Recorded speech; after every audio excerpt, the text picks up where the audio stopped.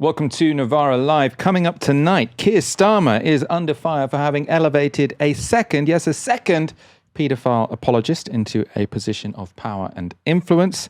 Also more concerns about safety at Anthropic, and Prince Andrew's ex has given a car crash interview with a very interesting detail, which is she doesn't think Jeffrey Epstein killed himself. Lots of people are interpreting a new document from the Epstein files as suggesting the same thing. We will discuss that. I'm joined, of course, by Bastani. Aaron, pleasure to have you here. It's a pleasure to be here, Michael. It's more than that. It's a privilege. It's an honour. It's an obligation. Privileges and honours don't have positive associations at the moment. Quite rightly, especially tonight of all nights. Let's get straight into that first story. Actually, before we do that, we would love you to support our work. We've had loads of sign-ups over the past couple of weeks. We really, really do appreciate it. That means we can continue doing what we're doing, expand the organisation, continue to grow. If you have become a supporter in the past couple of weeks, thank you so much. If you've been a supporter for a much longer period of time, an even bigger thank you to you. If you haven't yet, what are you waiting for? Of course, you can also listen to this show on Spotify and Apple Podcasts. And don't forget to let us know what you think in the comments below. There are too many asks there. I sort of managed to stumble by the end, but I'll improve for the rest of the show. Don't worry. To elevate one paedophile associate to high office is already unforgivable. But to elevate two, what's the term for that? Career ending, perhaps. These are the questions being levelled at Keir Starmer about his decision to elevate his former comms chief to the House of Lords. Now, his former comms chief is the man on the left. He's Matthew Doyle. He was Labour's head of press between 1998 and 2005, then went on to work for Tony Blair. He was hired as Starmer's Director for Communications in 2021. On the right is a man called Sean Morton. He's a former Labour councillor in Moray, which is in northeast Scotland. He admitted indecent child image offences in 2017. They're pictured together here campaigning for Hillary Clinton. Of course, being friends with someone who turns out to be a child sex offender is not a crime. I presume Sean Morton wasn't particularly open about it. So if he went to campaign for Hillary Clinton and then Sean Morton after that was charged for indecent images of children, guilt by association, not a nice thing. The problem here, though, is that Doyle continued his association with Morton after Morton was charged with possessing child porn, and even campaigned for him to get elected after he was charged. So that's the key thing. It's not just he sort of stayed in touch. He campaigned to get a man elected who had been charged for possessing child porn. And the timeline was all revealed by Gabriel Pogrund in a front page story in the Sunday Times in December. So he reported that Morton had been charged with possessing and distributing indecent images of children in December 2016. Immediately after he appeared in court, he was then suspended by the Labour Party. But at that point, he was still professing his innocence.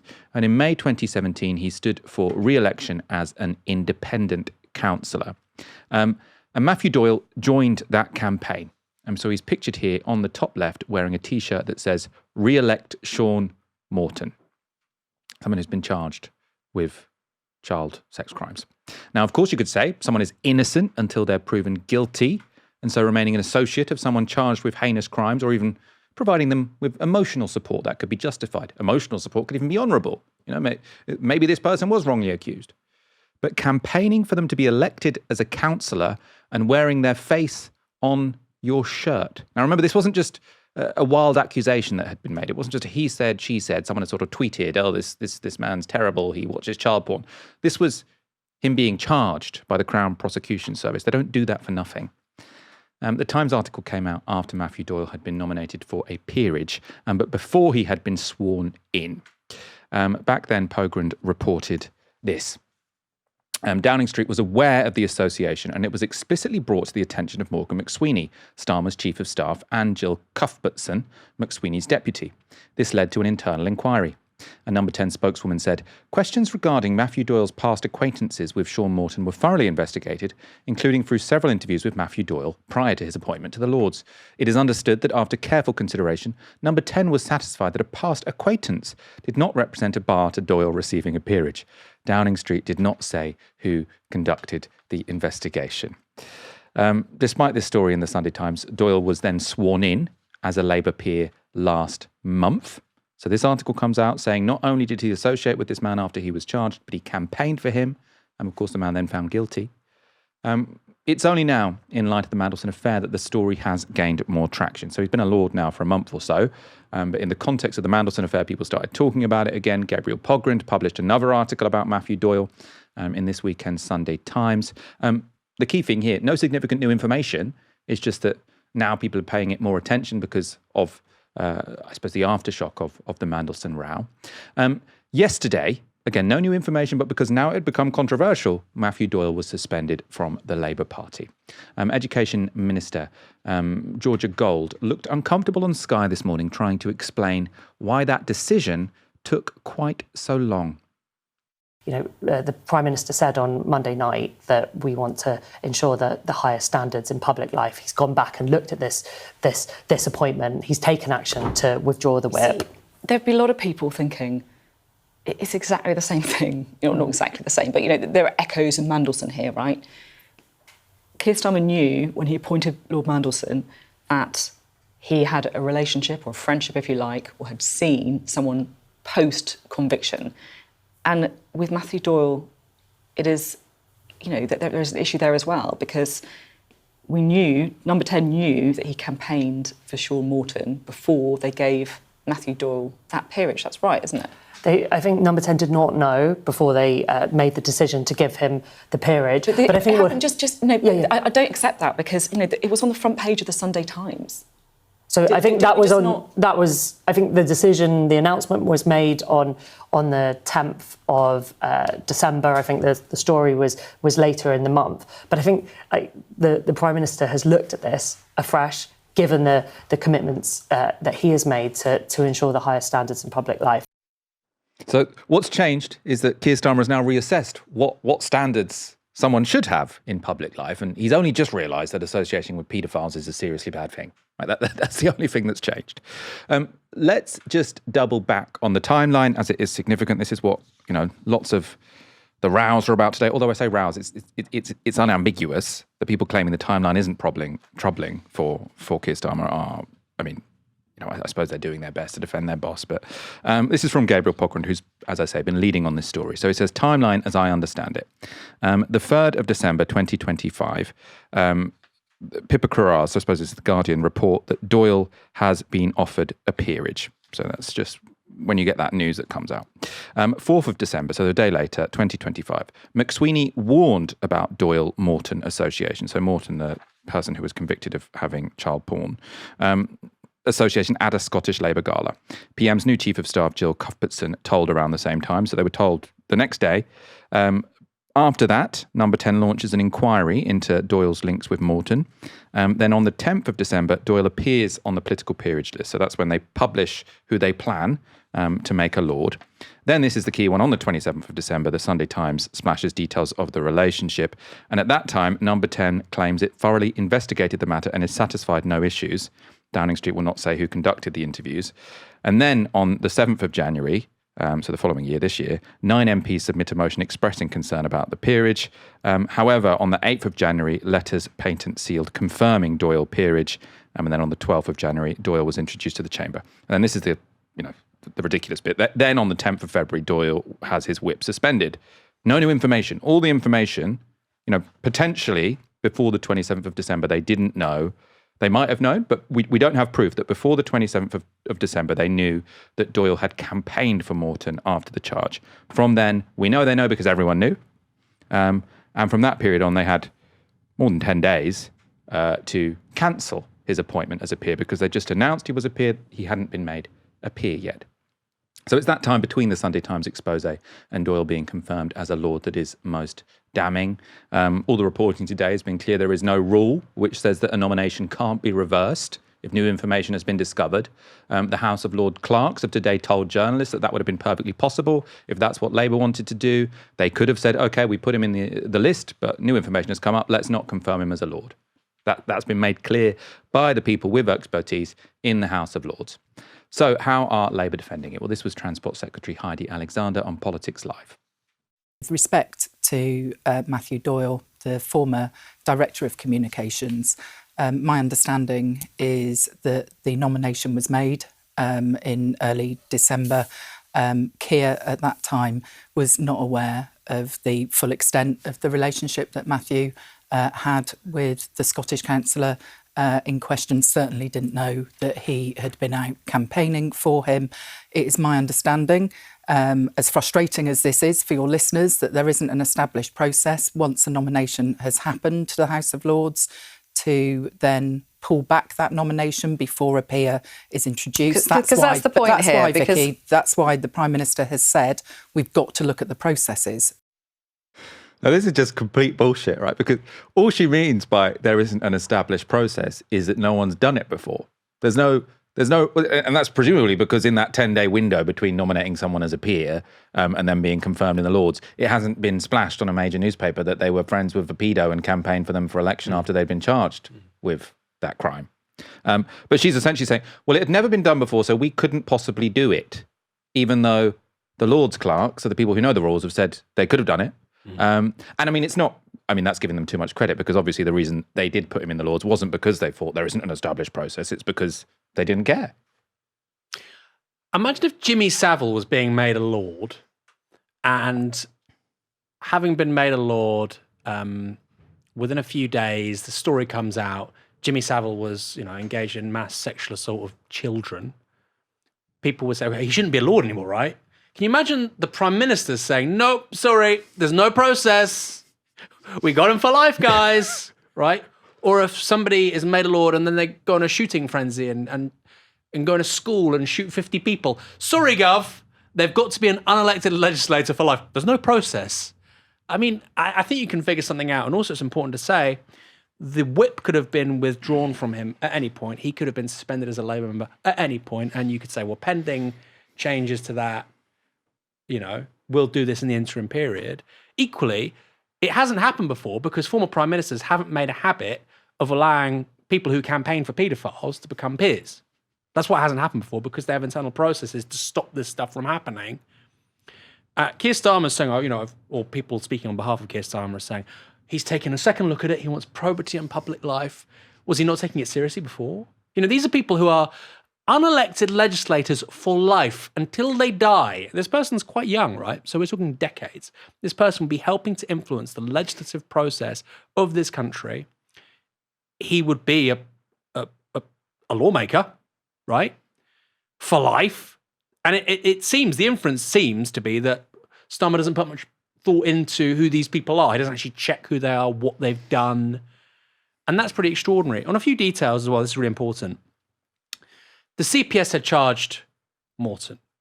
I know you've said that a lot, but this is really important. The CPS don't charge people, particularly for crimes like this, unless there is a ton of evidence, right? That's the first thing. Secondly, you might be saying, well, he said he was innocent. Maybe he was innocent. He later pled guilty. So he is guilty. He's pled guilty. It's not like this is a miscarriage of justice and, we're all wrong. And in 10 years' time, people will say, Sean Morton, was unlawfully imprisoned and look at all the consequences. He's pled guilty to all of this. Then thirdly, all you need to do, you don't need to listen to us. Although you should, of course, listen to us. Stay with us here at Novara Media for the rest of the show. But you don't need to listen to us. Just rewind and watch that Georgia Gould clip back. The body language is shocking. And not only are these people terrified about the consequences of what's unfolded in recent weeks for them personally and politically, I think actually at a moral level, they feel horrific. They're having to defend somebody who was made a legislator for life, who was friends with somebody being charged with possession of sexual images of children as young as 10. This is really key. As young as 10, girls as young as 10. And this guy wasn't just associating with him, didn't just campaign with him, he went to the election count. It's as intimate, as close as you want to get in terms of political relationships. So I think this says a lot about Keir Starmer. I personally don't think many prime ministers historically looking back would have done this, because I think they would have had the political antennae to realise what may happen. And also, I think they would have been morally repulsed by somebody like this. And I'm not a huge fan of our political class, but the reason why there's no precedent for it is, generally speaking, political leaders haven't been this indifferent regarding situations like this. So just to return to your sort of analogy where what if we put Jimmy Savile in the Lords and then after he'd been invested in the Lords discovered all the stuff about all the child sex offences. It's not exactly like that. In a way it's worse than that because they found out before he got made a Lord. So they're saying because we'd announced that he was going to be made a Lord, we couldn't then possibly stop the process of him becoming a Lord. Once someone is a Lord, it is actually quite hard to strip them of their peerage. That's written into law. You can do an act of parliament and you can take it away from them. And Starmer is talking about making the process easier. And there is a legal process there that has to be followed and it is difficult. If you've put someone on a press release that says you're going to make them a peer, and then it comes out that they campaign for a paedophile, all you have to do to stop them becoming a peer is take them off the list. Right? There's no process which is more complicated than that whatsoever. I mean, clearly, either they didn't care or they decided that taking him off the list would be even more embarrassing than just sort of making him a Lord and hoping the issue goes away. And maybe it would have done if it wasn't for the Epstein files. Who knows? Matthew Doyle's appointment. Let's look at some of the politics of this because PMQs today was quite extraordinary. Cammy Badenoch had a good day. Let's take a look. And Mr. Speaker, the Mandelson episode was not an isolated incident. A few weeks ago, he announced a peerage for one Matthew Doyle, his former Director of Communications. Immediately after that, the Sunday Times published on the front page that Doyle campaigned for a man charged with child sex offences.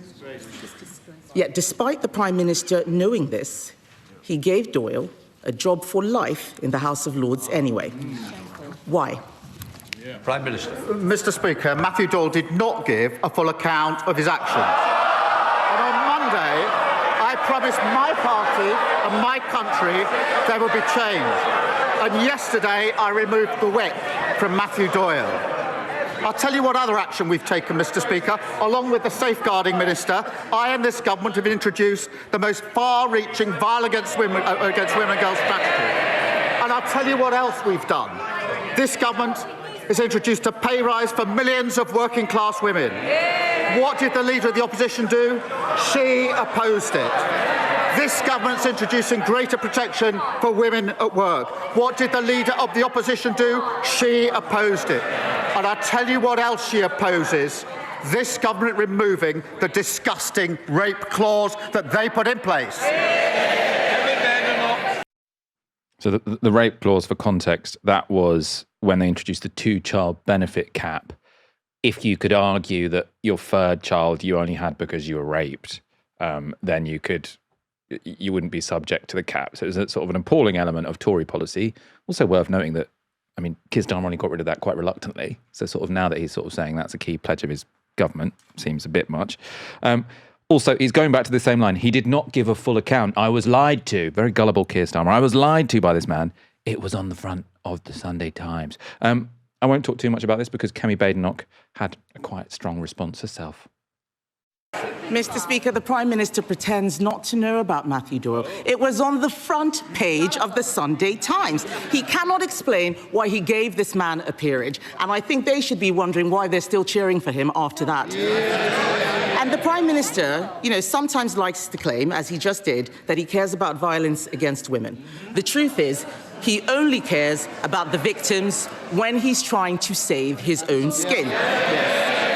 They can shake their heads. We saw it with grooming gangs. We saw it with Mandelson. And now we see it with Doyle. Isn't that what a former prosecutor would call an established pattern of behaviour? Mr. Speaker, I'm going to take no lectures from the Tories in standards in public life. She defended Partygate for months and months and months. And even now she says it was overblown. The Shadow Foreign Secretary broke the ministerial code by bullying.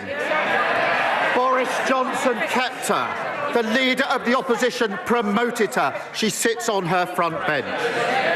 Her former Shadow Justice Secretary complained about not seeing enough white faces in Birmingham, and she was too weak to sack him for racism. Now, you hear a lot about sort of the decline in the trust in politics at the moment. And, sometimes we do give sort of structural analyses. Maybe it's because, the economy stopped growing, or because social media makes sort of identification more polarizing and you have negative polarization. All of these things I think matter. But the fact that in the House of Commons you have one party saying you elevated a pedo apologist, to the House of Lords, and then the governing party, all he can say is, well, you've also done loads of bad things, right? That is literally, if there was ever going to be a 60-second clip to make you lose all faith in politics, it would be that one. He couldn't deny he'd done it. He couldn't justify what he'd done. He just said, well, you guys are really bad too, and harked back to stuff that was like 6 years ago, like Partygate. Yeah, I mean, we were angry at the time, but you can't be in government 6 years later, and every time you're accused of an appalling, shameful decision, you say, oh, but Partygate, you had parties during COVID 6 years ago. It's completely pathetic. Let's go to one more clip of PMQs. I know if we show you too much sort of Keir Starmer and Kemi Badenoch, you often complain, but this one had the really killer line in it. Nobody buys it, Mr. Speaker. Not even the Labour women, because they know he always puts the Downing Street Boys Club first. And how dare he criticise us? We weren't the ones stuffing government with hypocrites and paedophile apologists. He can't build a team, Mr. Speaker. He has no plan. He can't even run his own office, let alone the country.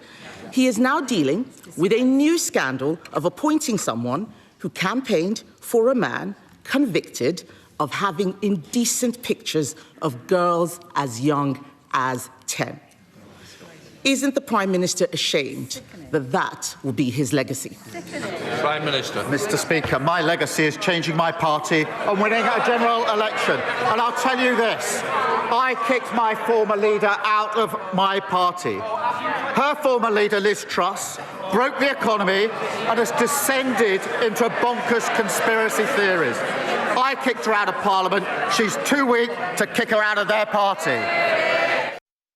So before, it was put to him, you've elevated this guy to the House of Lords after you knew all of this because it was on the front of the Times. And then he's just got Partygate.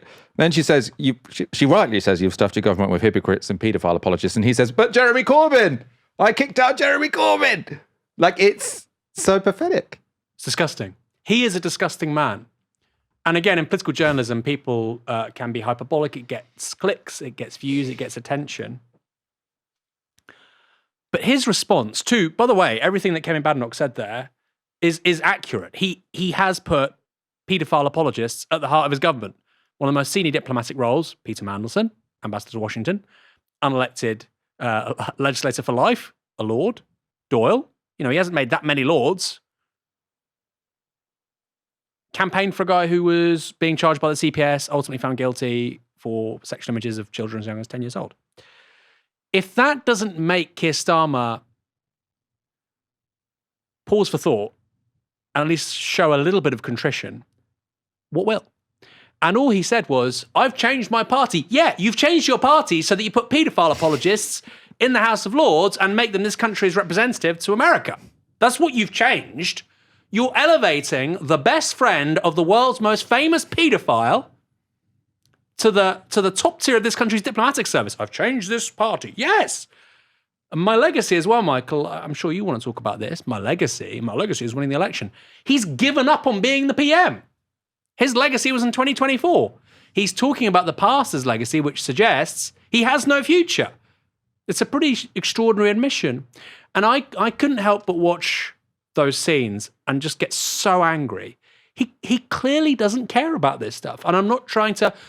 Look, there are things that Starmer has done as PM I agree with. I actually think the last few budgets have been the most progressive budgets in a very long time, right? There are some bad bits, but lots of good bits too. They put money into the NHS. What they're doing with rail is good. Bringing certain parts of, housing, MOD housing, back into public ownership. Some really good stuff. Really good stuff. But on a personal human level, when I see his response to the points being made at PMQs there, I'm looking at a moral black hole. And I'm not saying this lightly. Everything that goes wrong for Keir Starmer has to be somebody else's fault. Everything, clearly. So when he's pressed on this huge failure of his own leadership, he talks about the Tory party, like you say, 6 years ago. Boris Johnson isn't even in Parliament anymore, let alone being the Tory leader. And about Jeremy Corbyn. And I think even people who detest Jeremy Corbyn, even people who hate Jeremy Corbyn with all of their heart, would look at that and go, that is revolting. What on earth are you doing? And I don't like to overplay the moral aspect of politics, right? Lots of politicians are amoral, right? Some of some of your favourite politicians who've done extraordinary things failed in certain areas, or they looked at certain things as instrumental, right? I'll do this bad thing to achieve a greater good. I don't think we're looking at that with Keir Starmer, Michael. We're looking at somebody who, throughout his entire life, just looks at other people as transactions and chips and a potential way to move up the professional ladder. That's how he's conducted himself. And, that was the criticism made of him when he was the leader of the opposition. And people like me were saying that. I think you were a bit more judicious in your commentary about it. But actually, you know what? I think even people like Oliver Eagleton didn't realise it was this bad. He won't even ask for forgiveness for really important stuff like this. Well, I think that says a lot about the man.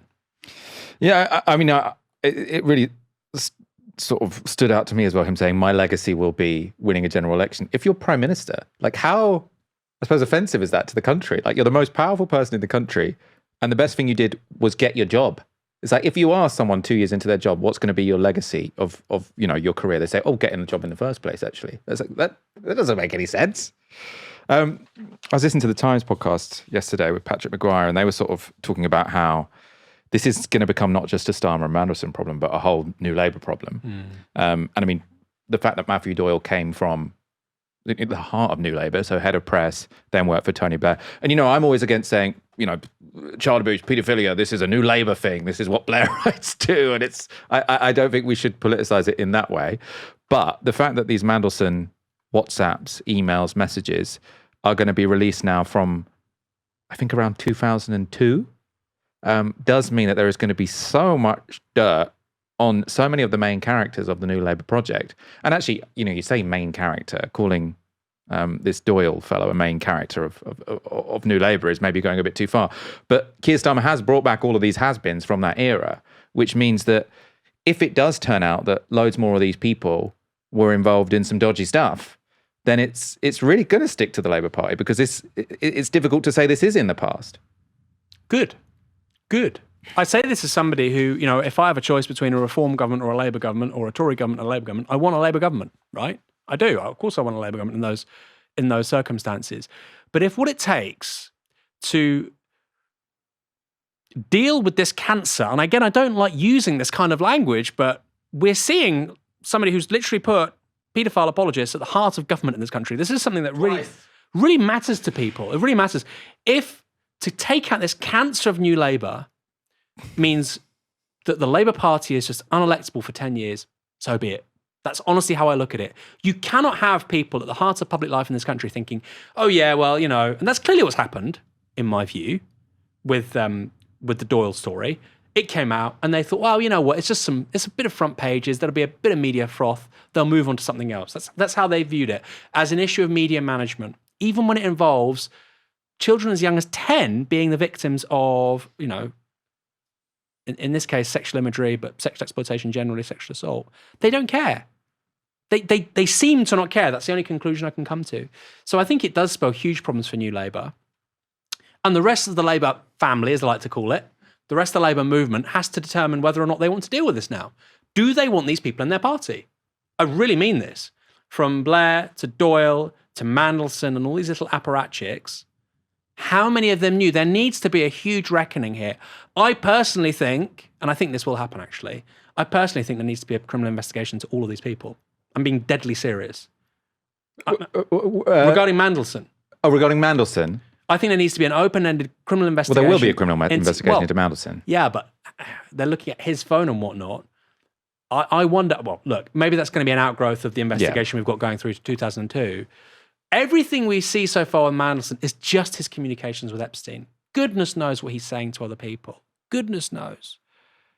You've had also, we've not talked about it, Mandelson and Lord Ali are mentioned in these, in the Epstein library. Epstein is saying, can you make an arrangement for this guy? He's, I think he refers to him as the Deputy Prime Minister, I think, in that particular message. Yeah. And he says he's with another Labour Lord, Lord Ali. We know about Lord Ali's proximity to Starmer and this whole project. So Lord Ali is seemingly in receipt of some kind of favours from Epstein via Mandelson. What did Lord Ali know about all of this stuff? I don't have the email right in front of me, but I think it might be going too far to say it implied he was receiving favours. Because if I remember the email exchange properly, it was someone was asking where Mandelson is, and he said Mandelson's on this island with this guy. And He I don't says think Shelter Island. I think he means the Shetland Islands. Yeah, and it's not Epstein's island, is it? So No. They're not on Epstein's Island. What I'm saying is, I don't think we can infer from the email that he was getting favours. We can pull it from up. Epstein. No. But there is some kind of relationship. I'm not suggesting Lord Ali even ever met Epstein, Michael. But this is really important to say that in these circles, Mandelson is constantly in a highly transactional relationship with Epstein. And at the same time, Mandelson is clearly very good friends with Lord Ali. They're together on this island. Epstein is aware of them being together. Maybe you can... So this is the email. I've got it in Please. front of me. So it's from 2012. Jeffrey Epstein emails someone called Jenny Enterprise. Are you on Schletter Island? I think that's Shetlands. Who knows? Unless it's a small island in the Caribbean. Who knows? Could be. And then Jenny Enterprise says, yes, you close. And then Jeffrey Epstein to Jenny Enterprise says, no, my friend Peter Mandelson, former Deputy Prime Minister of England, gay, is with another black gay, Waleed, currently on Shelter Island. So from that, I don't think we can infer that Lord Ali had any relationship whatsoever with Jeffrey I've not Epstein. said that. No. Just to clarify. To clarify, they're in the same circles. And, what did Lord Ali ever meet Epstein? Yeah, this question, yeah. This is the question that's hopefully going to be put to David Cameron at some point, as we were talking about on the show yesterday. Did Lord Ali ever meet Epstein? And this is what I mean. There needs to now be some kind of open-ended examination of these people and their relationships to this man. And that really does really fan out Wes Streeting. Did Wes Streeting ever meet Jeffrey Epstein? Again, there's no evidence of that, right? But I think this is really, really important for the credibility of the Labour Party generally. How many of these people have met this guy? And if they're all going to say, no, I never met him, Peter Mandelson, until very recently, was saying that he wasn't even particularly good friends with him. I think these are the sorts of questions I want to see answered fundamentally. Yeah, so I suppose to respond to that, we'll move on to our next story in one moment. I suppose there should be a broad criminal investigation into all these people. I mean, there will be documents released which may lead to, no one can guess what's going to be in these documents, right? So it could easily be, no one knew that this round of Epstein files was going to uncover that Mandelson had been handing privileged information to Epstein. So surprises might arise, but I think it's probably too early to say that there should be some kind of criminal investigation because there's some sort of systemic issue. These are two... I mean, there's a systemic issue in Keir Starmer's Labour Party of being very forgiving of people who've done some dodgy stuff. But I think sort of to suggest there is this criminal enterprise going on involving Epstein, I think is probably a bit too... Well, let me add this, and we talked about it again on last night's show. Mandelson got 30 minutes with Tony Blair to talk to Epstein in 2002 at number 10 Downing Street. That's a matter of record with regards to what's been divulged by the Epstein Library. That was, of course, before he had been convicted. Yes, 2002. Nobody's explained why he was meeting Blair. This is a person ultimately who was not he was not a representative of a country. He was just, a freewheeling investment banker. Half an hour of a prime minister's time when they're in government is an extraordinary gift, So why was he? I think, again, this shouldn't be, the Metropolitan Police Service asking Blair these questions. But Blair should, I think, in some way, however we're going to do it, it might be a royal commission or whatever, some kind of public inquiry. I'm not a huge fan of public inquiries, by the way. Blair needs to explain what was talked about in that 30-minute period. And there needs to be some kind of mechanism by which public authorities can access any available information, minutes, recollections, emails. What was he talking about with Epstein? And this is not like a moral panic. This is a really important, I think just for the long-term safety of the Labour Party, this is a really important thing for them now to be above board about and honest about. Yeah, I was just sort of double checking actually.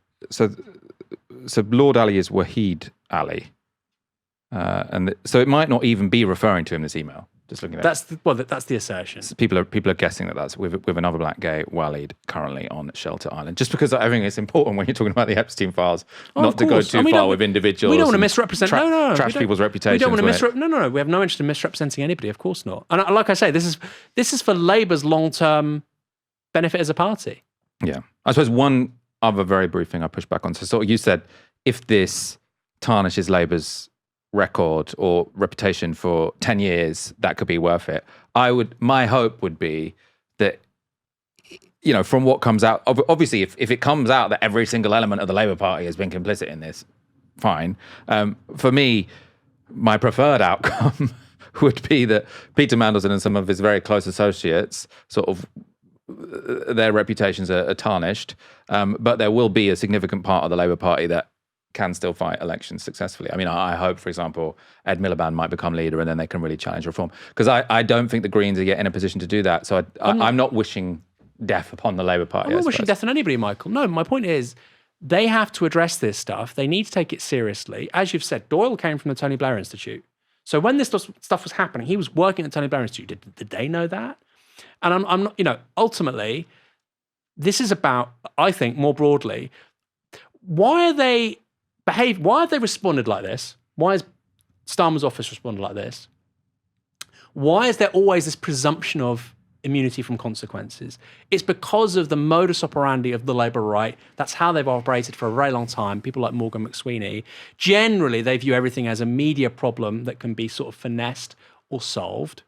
And they don't really view politics as something where you apply ethical principles, right? And they're not the only people in the world to do that, of course. But I think with New Labour, they took it to a uniquely far out place. And that's just my view, you know. And look, here's the thing, Michael. I know we've talked about this so much.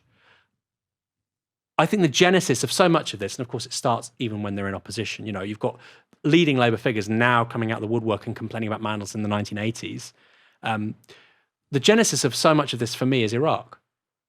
If you see your political idol, the top man leading the operation, Tony Blair, getting away with an illegal war, you have, I think at the time, his political secretary stopping the Attorney General, informing Cabinet about the nature of the legal arguments for the invasion.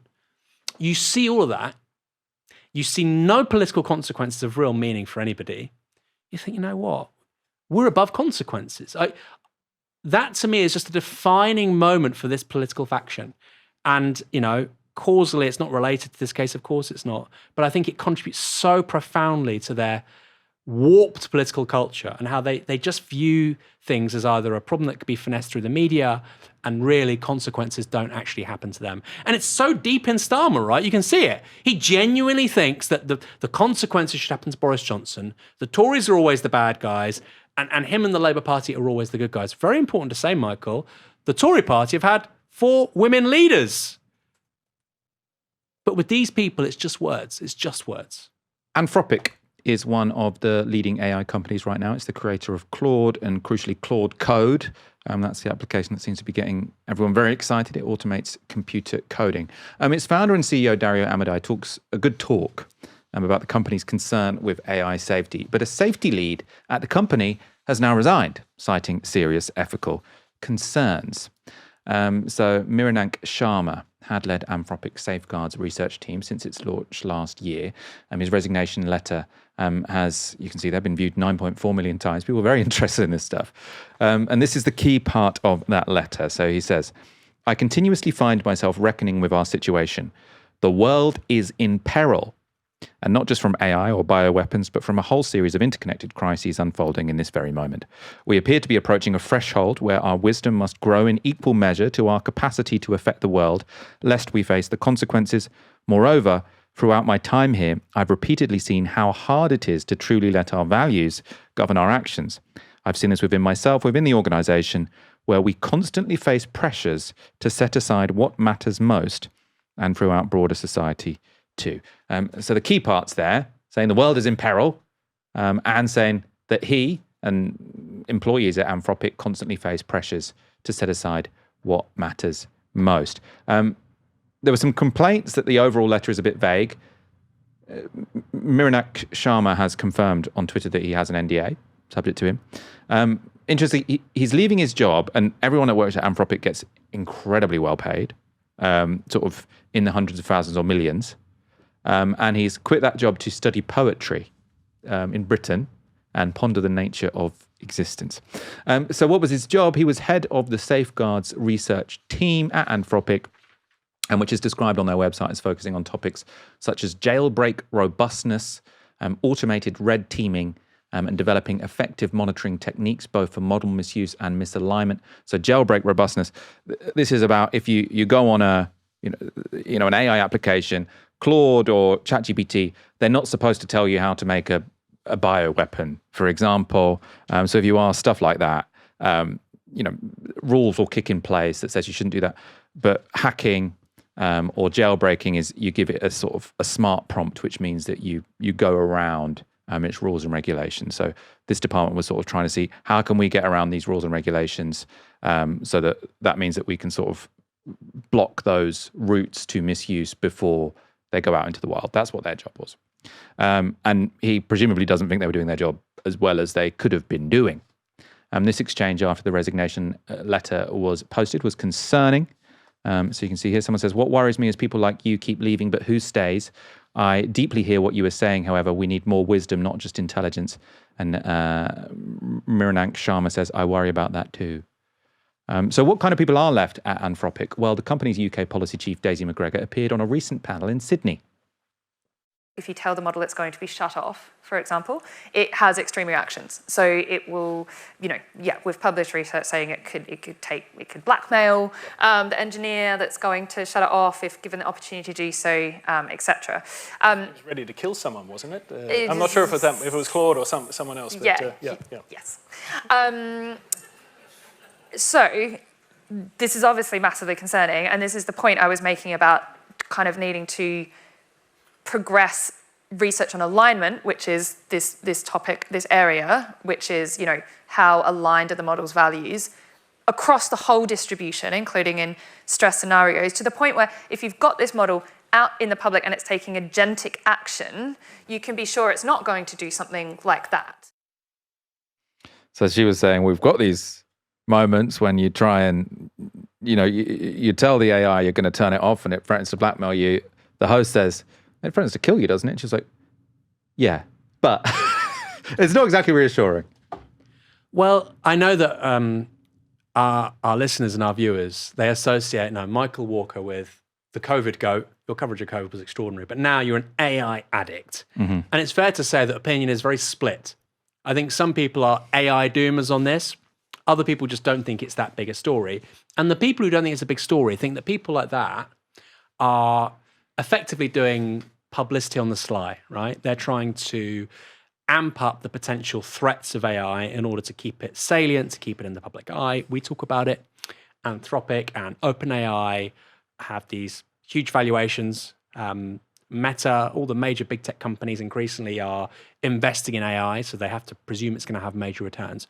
In other words, there are lots of people deeply invested, including at a personal level because they own company stock, in these potentially huge valuations for companies. So they have very few incentives to actually say, you know what, it's actually quite underwhelming. We shouldn't be that concerned about it. Although Jensen Huang is one of the few people that does say that, interestingly enough. He's not worried about the existential threats around AI, and he doesn't have stock options for these kinds of companies. He of course, is the founder of NVIDIA that makes the chips that makes. He of course has the opposite interest, though, right? Which is in underplaying the risk, because some of the risk people are saying, I actually disagree with this, because they're saying, well, the worst thing that would be a race between China and America, so we just have to give all the chips to OpenAI and Anthropic and none to China. So Jensen Huang is lobbying to be able to sell chips to China. So he wants to sort of underplay the risk altogether, right? So I think he has a bigger interest to underplay the risk than someone at Anthropic does to overstate it, but there we are. No, I think if you're looking at this through incentives, that makes perfect sense, right? If you're looking at this purely through incentives, it makes sense that OpenAI would be potentially, that's one explanation, accentuating the potential downside and risks, and Jensen Huang to do the complete opposite, right? Personally, I long-time viewers and listeners will know this. Personally, I think there's something to it. Even if there's only a 10% risk of something going really badly wrong, we should be on top of it. But again, that shouldn't be at the forefront of the conversation. The forefront of the conversation should be, right now, today, the impact of machine learning, LLMs on white-collar jobs. It's going to take out so many jobs. And that has now started, okay? It has already started. And we'll talk about that more in a moment, I guess. Yeah, let's go straight on to that next element. I mean, I would just caveat that by saying, I think if there is a 10% chance of an extinction level event, then saying we should talk about just the white-collar jobs, I don't necessarily agree. I didn't say extinction. I said existential. Well, yeah, I suppose 10% chance of an existential sort of risk that kills, shed loads of people. I think that should be front and center, but I'm actually... Just the record, so do I. Just for the record. But let's go on to the other element, because we had also planned to discuss that in this segment. So when OpenAI released ChatGPT 5, there was a lot of discussion sort of about whether AI had hit a wall. So there was a vibe shift. I think at the beginning of last year, when the reasoning models came out, everyone was like, God, AGI is really close. ChatGPT 5 comes out, everyone's like, this isn't very different. Maybe a wall is being hit. I think we're now in the middle of a new vibe shift, which is the release of Claude Code. Means that everyone says, okay, this is amazing. This is going to transform everything. The other reason they think it might get us to, AGI is because now the AIs are building the new AIs. So there could be recursive self-improvement. We're going to talk about a slightly different element of this story now, because last week, after Anthropic released a new plugin for Claude, which meant it could efficiently do legal tasks, $1 trillion was wiped from software and services stocks. So the context here, there's a whole very lucrative industry providing professional services for companies. So that could be for data analytics or legal compliance. As a company, you might buy a software package on a subscription basis, often quite expensive, or you might hire an external agency to do your marketing. So this is, as I say, often costs a lot of money. And companies are now considering whether they could cut costs by getting AI models like Claude to do these tasks for them instead. So maybe you can cancel some of your professional subscriptions and instead get Claude Code to do it. Worth saying, it doesn't seem like they're really, actually doing this yet. This is a new technology. Companies are fairly risk averse, especially when it comes to things like legal compliance. But the fact it seems ever more possible and more imminent means investors are getting spooked about the software and professional services sectors. The sell-off was pretty dramatic as well. So this shows what happened to a number of software as service stocks in the 5 days following Anthropic releasing a round of new tools. You're perhaps most likely to have heard of Adobe. They make software for creatives, Photoshop, Premiere Pro. We have lots of subscriptions here for Adobe at Novara. They're down 7%. Workday helps companies manage annual leave, pay slips and expenses, so human resources. They lost 9% of their value. Monday.com, project management tools, so sort of competes with Slack. That was down nearly 20%. Reuters quoted an asset manager saying this. The sell-off, which arguably started last quarter, is a manifestation of an awakening to the disruptive power of AI. The seemingly wide moats of these companies feel a lot more narrow today as competition from AI-created products intensifies. Perhaps this is an overreaction, but the threat is real and valuations must account for that. My biggest fear is that this is a canary in the coal mine for the labour market. Aaron, I'm supposed to bring you in on this. And in a way to combine the two stories, right? Because I suppose there's a danger. We often sort of say, this is the existential risk. This is how it's going to transform sort of work, society, companies.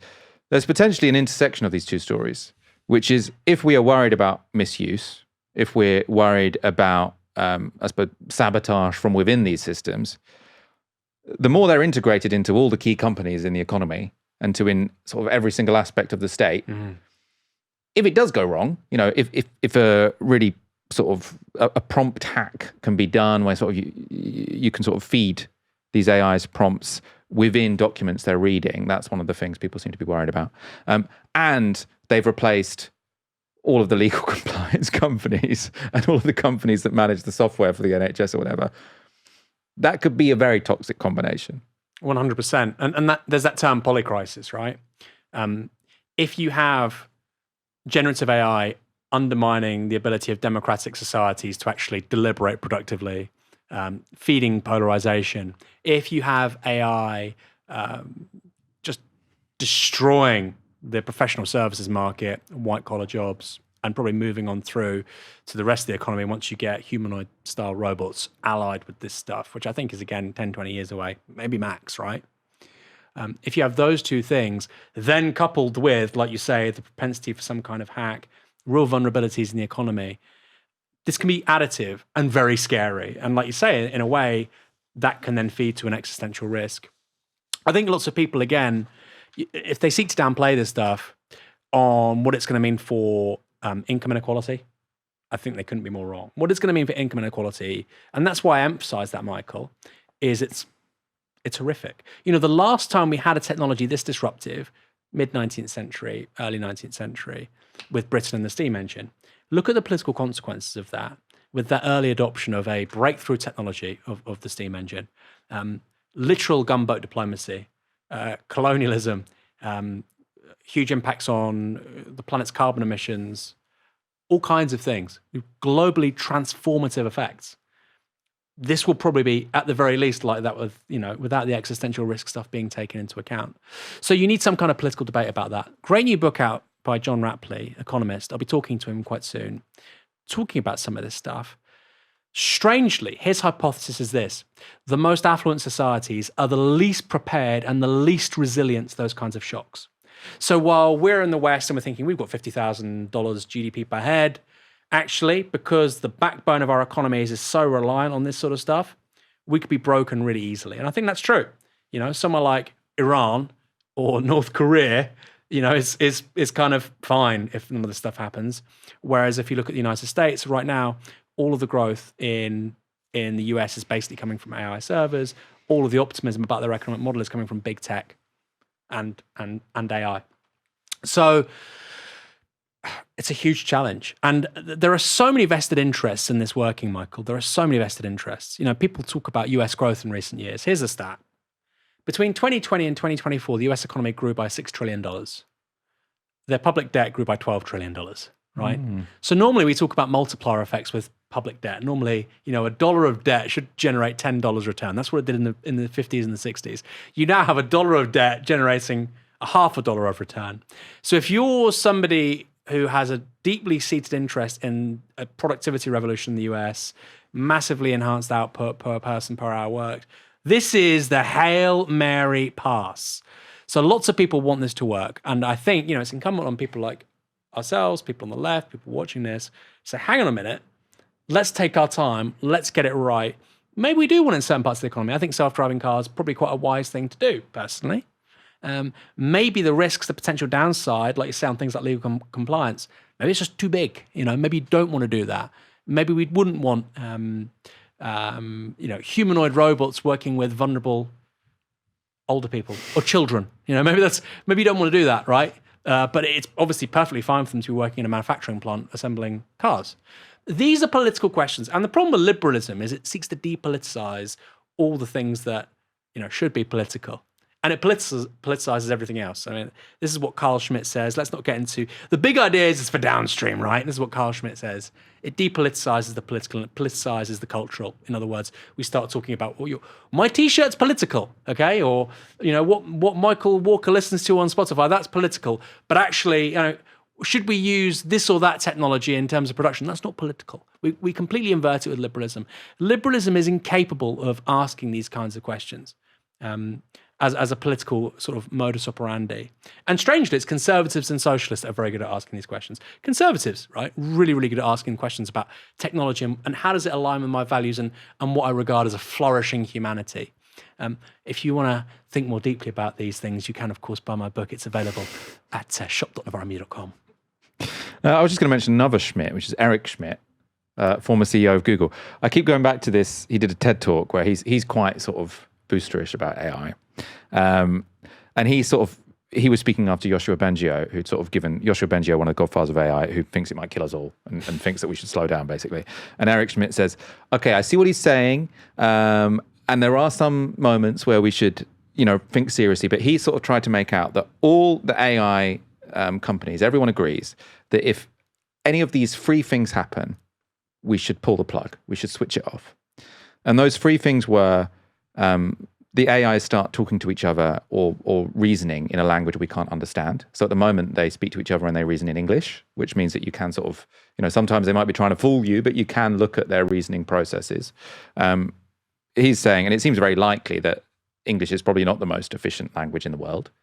Presumably, a more powerful AI would use some sort of more efficient language that maybe we can't understand or decode. People call it Neuralese. So he's saying, if they start speaking Neuralese, turn off the switch. He says, if they get to a point of recursive improvement where the AIs are making better AIs without human intervention, turn it off, because then you've got no control about the AI explosion. He says, if we plug it into weapons systems, turn it off. And I watched that and I was thinking, we are kind of, I mean, I don't know about the Neuralese, but in terms of recursive self-improvement, Claude, ChatGPT, they're all boasting that their most recent models were improved by their previous models. Yes, it's not quite autonomous. It's sort of, the previous models are helping real human engineers do their work. So it's not recursive self-improvement in the way that's sort of talked about at the sort of extreme. Weapons, I've got no doubt that AI systems are being plugged into weapons at the moment. I mean, they are with drones in Russia, Ukraine. So this idea, don't worry, if any of these free things happen, we'll switch it off. I just don't remotely believe. We're in it. You know, people talk about an arms race between the US and China. It's the arms race between ChatGPT, between OpenAI, Anthropic, Google, Meta that I'm more worried about. I suppose 2 points. Firstly, a cynic would say that those guys are all deeply enmeshed within the US deep state, right? In terms of... I mean, Eric Schmidt is, in terms of their partnerships and knowledge sharing, information sharing, technology sharing, and so on. And of course, the same happens. Well, his book, Eric Schmidt wrote a book with Henry Kissinger on AI, so he's explicitly quite close to this. No, but we should look at those technologies as ultimately technologies that can be deployed by the security state, right? And there are other ones we're not even aware of. And then I'd add a second thing, which is we've been here before. When the Manhattan Project was developing atomic weapons, and they exploded, they detonated the first one at Los Alamos, all the smartest people in the world were saying there's a non-trivial chance, that's very low, that it would start a nuclear chain reaction that doesn't stop, that could potentially destroy the world, right? And they did it anyway. The chance of existential threat from AI are probably significantly higher than that. But I think you look at that, I think you look at the impulses that sort of drive the security state and perceived threats from overseas, bipolarity, the race, the competition with China. That, and by the way, in my book, published 7 years ago, I don't talk about that as an impetus, but it clearly is now. I think the major impetus behind big tech and AI and this whole industrial complex in the US just taking off. The worry is if we don't do it, China will. And it's that impetus and momentum that's provided by geopolitics, which should really scare us. There are not going to be people in the New Mexico desert in the early 1940s saying, you know what, there may be a chain reaction that destroys the world, but screw it, let's do it anyway. If there wasn't a war with the Third Reich and the Axis powers, that's what changes the logic. And I'm really worried the same is going to apply here. It turns out Peter Mandelson wasn't the only one passing on privileged information to convicted child sex offender Jeffrey Epstein. Police are now assessing claims that Prince Andrew passed confidential information to Epstein while Prince Andrew was acting as the UK government's trade envoy in 2010. Who would have thought it? Both Peter Mandelson and Prince Andrew appeared to be self-serving, perhaps criminal snakes. Well, I never. But while Andrew might be at risk of disgrace, could some allies pull his image back from the brink? Well, this was his former girlfriend, Lady Victoria Harvey, speaking on LBC.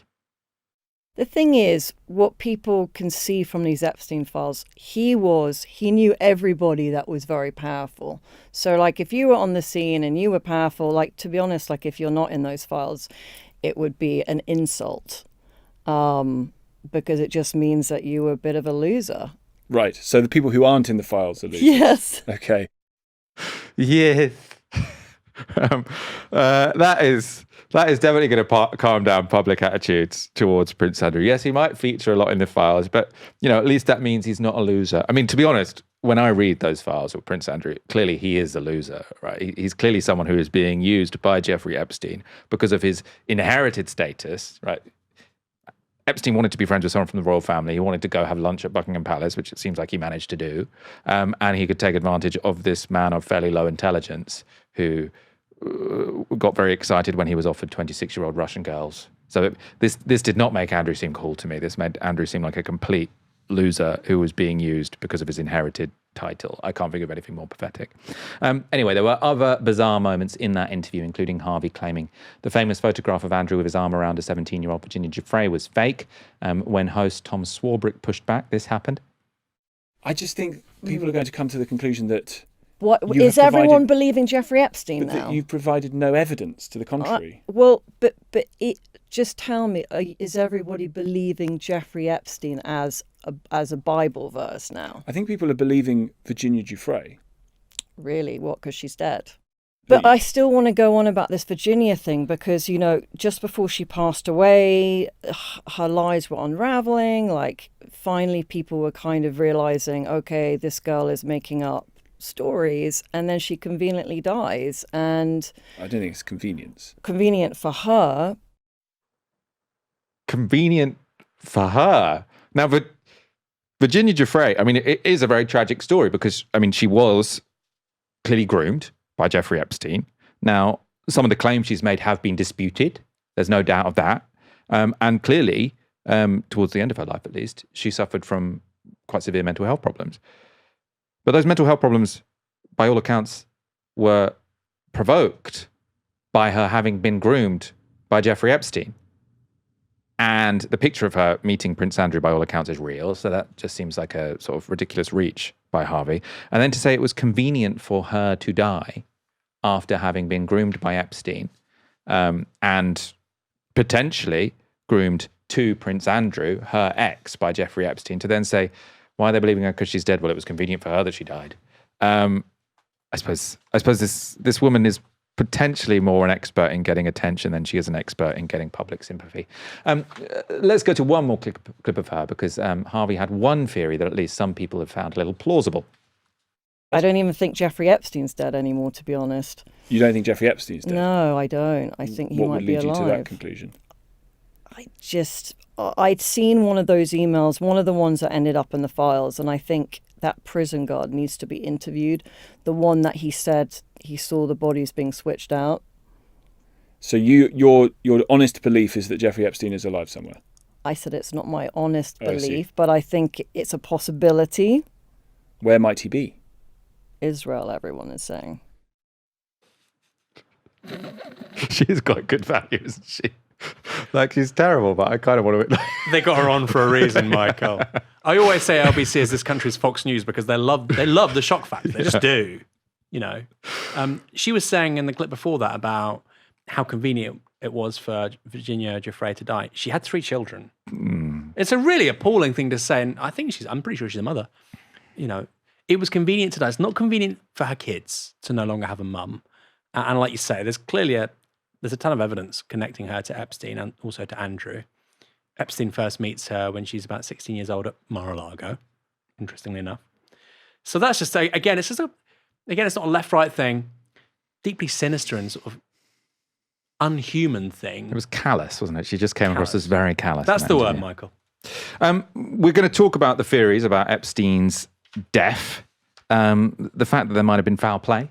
Her theory was that he's still alive, but let's focus on the foul play first, because that theory was given a boost over the weekend. The Daily Mail has reported that a statement announcing Jeffrey Epstein's death has emerged from the files released by the US Department of Justice, except it's dated a day before he killed himself, which is interesting. The Mail is not wrong here, so you can find this in the files. Jeffrey Epstein was found dead in his New York prison cell on Saturday, August the 10th, 2019. But this document from the files announcing the billionaire's death, so you've got it's a press release basically from the attorney's office where you've got the attorney sort of giving a statement about his death, and this is dated on the 9th of August, so the day before he died. Weirdly, there are also minor differences between the one dated the 9th of August and the one actually released on the 10th. So this was the released statement. As you can see, it describes Epstein's death as an apparent suicide. It also refers to the brave young women who have yet to come forward. It talks about being committed to standing for them. So that's the actual statement that went out on August the 10th. If we go back to the aberrant 9th of August statement, there's no mention of suicide at all, and the brave young women are described as the many others who may not have done so, rather than who have yet to do so. And in terms of coming forward about Epstein, the writer of the one dated the 9th also says they remain proud rather than committed to standing for them. There are upwards of 20 copies of the official release statement in the files, the one dated the day he died, not the day before he died, and all of them have exactly the same wording and are dated the 10th of August. So it looks like the one dated the 9th of August was a draft. Aaron, this is being put forward by lots of people as proof that he didn't actually die. Well, either that sort of they planned to kill him on the 10th and they got their press release ready beforehand on the 9th, which seems a little bit far-fetched. Or I suppose the Harvey one, which that he didn't die, or maybe he died the day before. I don't know. To me, there is, for this one, a more innocent explanation, which is when I make my invoices, for example, to make my following invoice, I do always just edit my previous invoice. And so I am normally editing, something with the wrong date on it, and then I change the date at the end. To be honest, I often change the date at the beginning, but, when I'm editing a document like that on a boilerplate template, I often do just go to a previous one and then edit it. So it seems to me that this could have been written on the 10th, and what they were doing was editing a press release editing a template that they'd used the day before and just forgot to change the date. That to me would be Occam's razor here. But I also think that lots of the suspicions about Epstein's death are definitely not far-fetched. I don't know where you stand on this. Are you with Lady Victoria Hervey? Should the guy who said the bodies have been switched, should he be interviewed?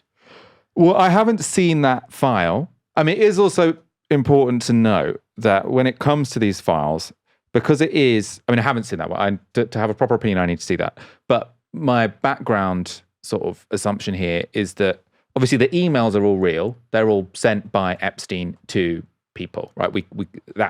That's to be taken very seriously. Lots of the claims that are in the files from other people, like I think the FBI had to record all of them, and lots of them might be from fantasists. So the fact that someone has made a claim in the files doesn't make it sort of legitimate or something that should be taken seriously. So, and also Lady Harvey doesn't strike me as someone who might have the best capacity for critical thinking. The best grip on reality. Yeah. But potentially, we'll have to dig up that particular file.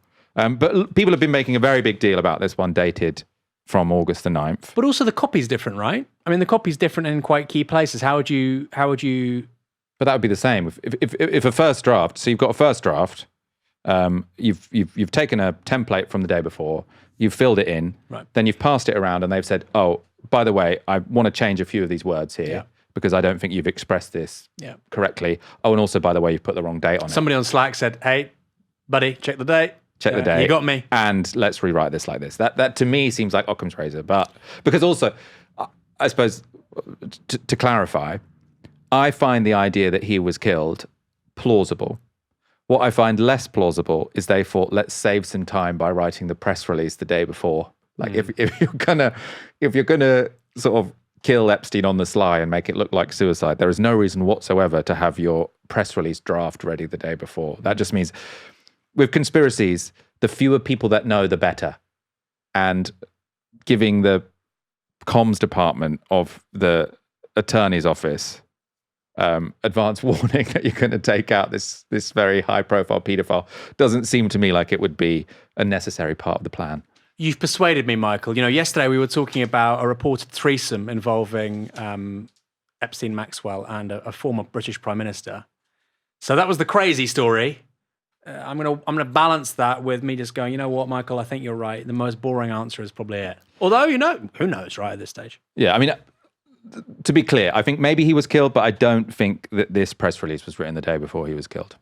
On the question of whether he was killed, again, this is not concrete evidence he was, but it's gone viral for a reason. So this is a 2021 interview with Bill Gates being asked about his relationship with Epstein. Those meetings were a mistake. They didn't result in what he purported, and I cut them off. That goes back a long time ago now. So there's nothing new on that.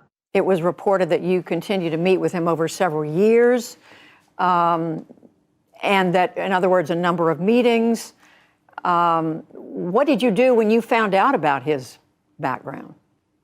Well, and, I've said I regretted having those dinners, and there's absolutely nothing new on that. Is there a lesson for you, for anyone else looking at this? Well, he's dead, so in general, you always have to be careful. I'm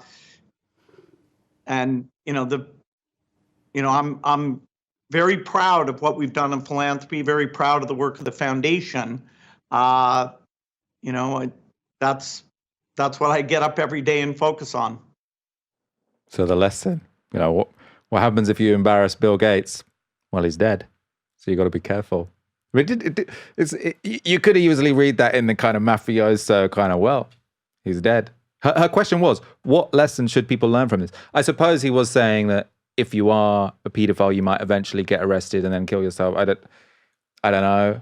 I mean, I think she was also looking from him a bit of contrition. Right. Like, what have you learned from this? Oh, maybe I have learned that, well, obviously he thinks of himself as a good guy, but I think a more thoughtful answer would have been to say, look, I am a wealthy man, and I think we can get carried away with our own power.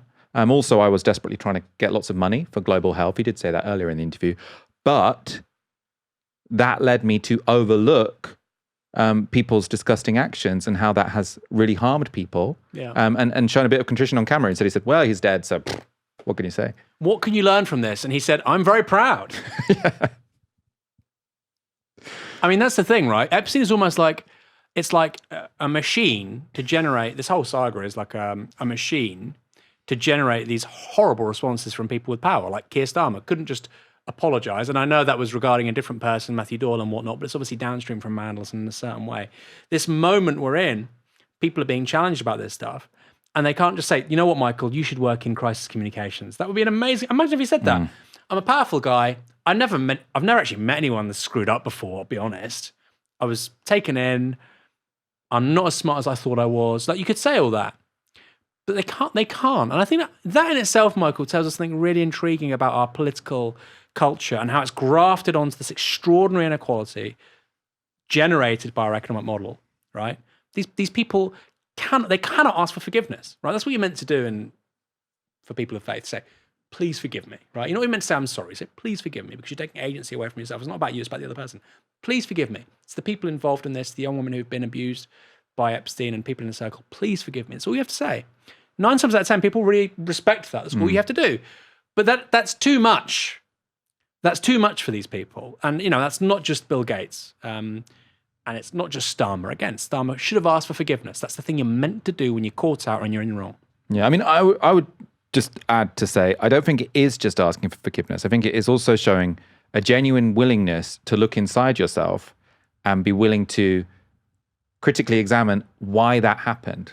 Like, I think Bill Gates shouldn't just say, because what he says, I've said I regret it, right? And he thinks that's enough. I've said I regret it. Well, regret isn't the same as asking for forgiveness anyway. Yeah, but also I think you should say, what led me to continue this relationship with this man? Yeah. What is it about myself? If you've recognized you've done something wrong in the past, which many people have, I'm all in favor of forgiveness, but if you recognize you've done something wrong in the past, the healthy thing to do, the honorable thing to do is say, why did I do that? And how can I change? Yeah. And I'm not convinced Bill Gates has done that beyond saying, well, I mean, it was all a bit embarrassing, but he's dead. Let's do a podcast with Michael Walker and Bill Gates. Give him some magic mushrooms. Maybe as, ayahuasca.